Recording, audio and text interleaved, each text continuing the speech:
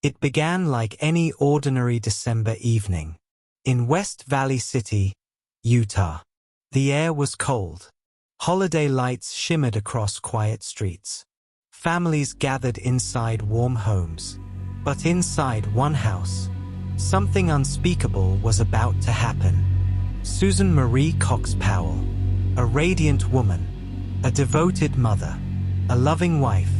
She adored her 2 boys, Charlie, just 4 years old, and Braden, only 2. To everyone who knew her, Susan was light, joyful, full of faith. But behind her gentle smile, she was afraid. Her husband, Joshua Powell, handsome, polite, to neighbors, a doting father, but to Susan, a man who had changed, controlling, cold, and at times, unpredictable. She kept journals. She wrote letters. And in one chilling video, she said, "If something happens to me, it may not be an accident." December 6th, 2009. A Sunday evening. The Powells went to church. They came home, had dinner, put the boys to bed. The night was calm, ordinary, silent. By morning, Susan was gone. Josh claimed they'd gone on a midnight camping trip in the freezing Utah winter with 2 toddlers. When police arrived, Susan's purse was still in the house. Her phone, her wallet, even her wedding ring. Nothing made sense. Detectives noticed something else.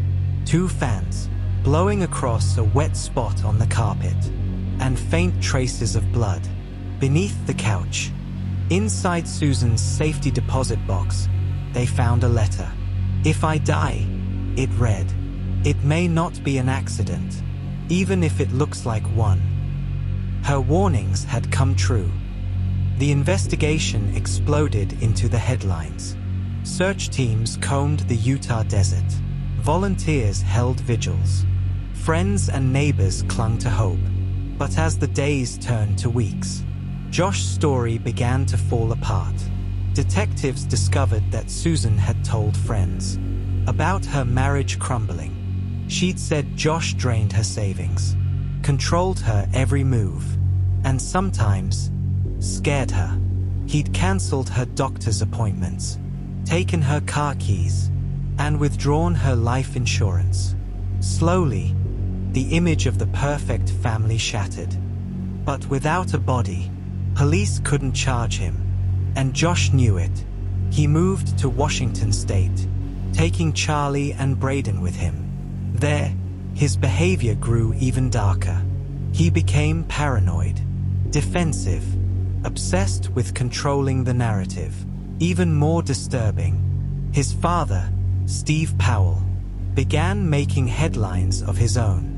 Police discovered hundreds of voyeuristic videos and photos, many of them of Susan herself.